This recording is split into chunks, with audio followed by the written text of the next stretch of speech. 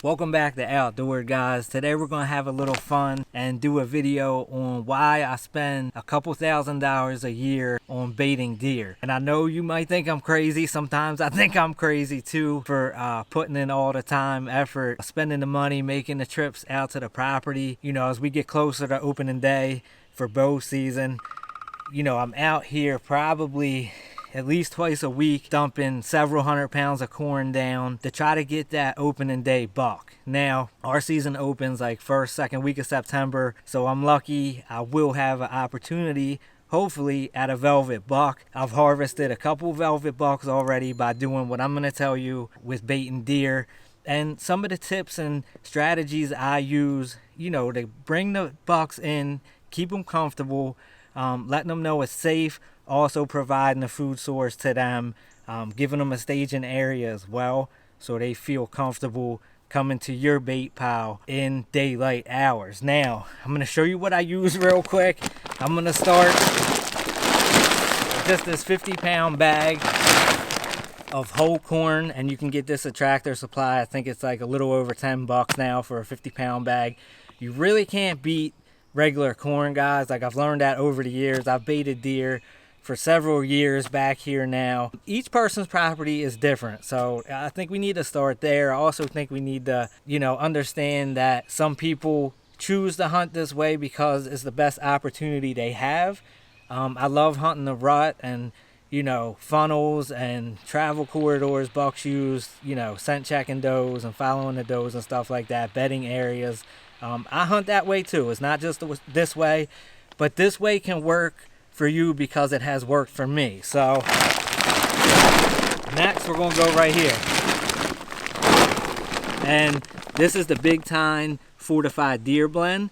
This has cherry rush scent and flavor. It also has milo and sunflower seeds. So I don't just give the bucks corn, guys. I give them this stuff because it has vitamins and minerals that are necessary, you know, and that the bucks crave for antler growth. Whether I get an opportunity at a buck or not, it's still helping the deer herd. It's still helping, you know, the bucks grow to their full potential. You know, they're selective in their diet anyway, so they know when to stop hitting a particular food source. But I feel like if you just put corn down, they're going to get bored with that, and they're not going to hit it as much. So when you mix in this stuff, guys, like, you're basically creating your own little food source that's secluded back near cover. This cherry rush scent and flavor, the deer absolutely love. I've been using this product. I would highly recommend it.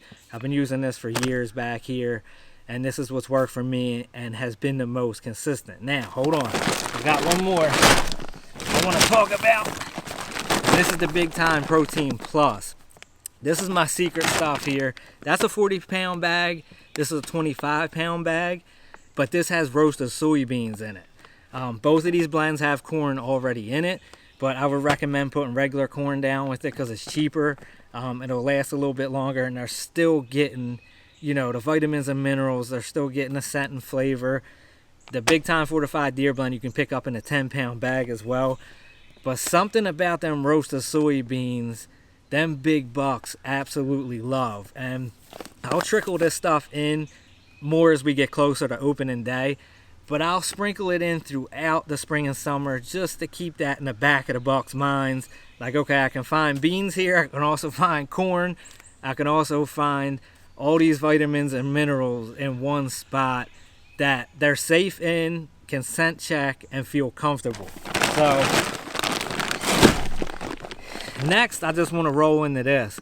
It is definitely a commitment, and you have to be consistent with it. And what I mean by that is, like I said, I start in the spring all the way through the summer, and what I'm doing is I'm letting them deer know that this is a safe area to eat at, and I'm also keeping fresh bait down the best that I can. It is not the cheapest way to hunt. I will be straightforward with that.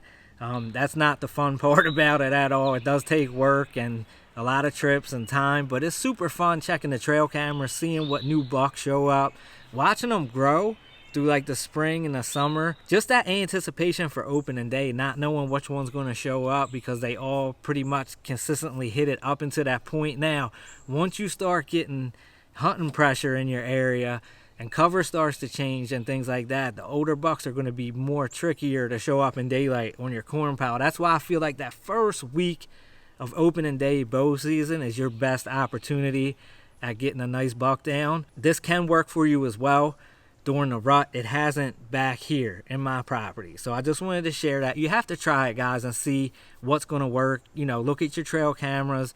You might just have to move the corn pile like 100 yards closer to cover where the bucks feel safe and they're not vulnerable, like out in the wide open, you know, coming to eat and stuff like that. But, you know, I've had my best success back here just putting the corn straight on the ground. I did some other videos where I get more in depth in some of these, you know, topics. I will link them all down in the video description below. You know, this is something that I've, you know, put a lot of time in, and it took me a while to find stuff that actually works. That's the other thing. Like, there's a million different deer attractants out on the market, guys, and I've tried a bunch of them, and not a lot of them worked. I mean, I'll just be straightforward about that. So, you know, if I find something that works, I will definitely recommend it to you guys. I will link all this stuff down in the, you know, video description below. You can find it all at Tractor Supply. I actually seen this stuff, a pallet of it in Bass Pro as well. So people are catching on. It's getting pretty popular, and I've done other videos on this stuff, and I will continue to. So there's no guarantees with this stuff, right, guys? Like, it's going to depend on your property and what food sources you have available. You know, cover, all those things are variables that play into this. I think one huge misconception that I want to cover before I go is like hunters that just put like, you know, one bag of corn down, maybe 2 or 3 here or there, and then expect something to happen. Now, you can get lucky, don't get me wrong, but the main thing to take away here is that's not how a lot of things work. Like, you have to be consistent for one, and two, you got to put in work. So putting the corn out consistently, like I was saying before, you know, will definitely keep them bucks coming and give you your best shot at harvesting a buck. So I just think, like, that's one thing, if anything you take out of this video, you know, you have to be super consistent with this stuff to keep them bucks coming to your bait pile. So another thing is too, like, some of them bucks you're getting hitting the corn pile or the bait pile in the spring and the summer can definitely show back up in the fall. So, you know, we have a lot of does here. So, you know, there's doe bedding and stuff like that. They get used to the property. They kind of know it already. So, you know, they're probably more likely to come hit your property because they already have been there in the past. Before we go, I just want to touch on one more thing. You know, I know baiting deer and stuff in the hunting industry is super controversial, and, you know, some people may think this is cheating or something like that. Let's not be ridiculous. You know, the price of this stuff, it doesn't mean we aren't working hard still as hunters. You know, that's one of the best things about hunting. As long as it's legal, we can choose to pursue whitetails, you know, however we feel. You know, it's up to the hunter to whatever makes them happy, guys. And like I was saying before, you know, some people just don't have the property, you know, to hunt the bucks the way they want to or get an opportunity at a buck, you know. So everybody's situation is different. Let's just keep that in mind. But, you know, I hunt all different ways. You know what I mean? This is something I do in the spring and the summer. And then, you know, once the fall comes, you know, I'll hunt more the main trails on our property, the acorns, natural food sources that we have here, which isn't many. And then definitely the rut, like funnels, doe bedding, you know, main travel corridors that the deer are using, you know, to get from bedding to feeding. So that's it for this one, guys. I hope this helped you out.